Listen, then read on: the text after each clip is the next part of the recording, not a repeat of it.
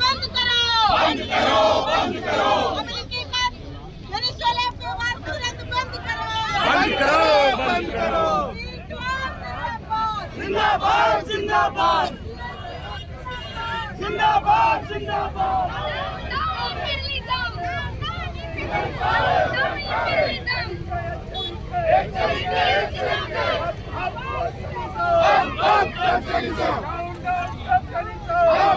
socialism down imperialism down imperialism down imperialism down imperialism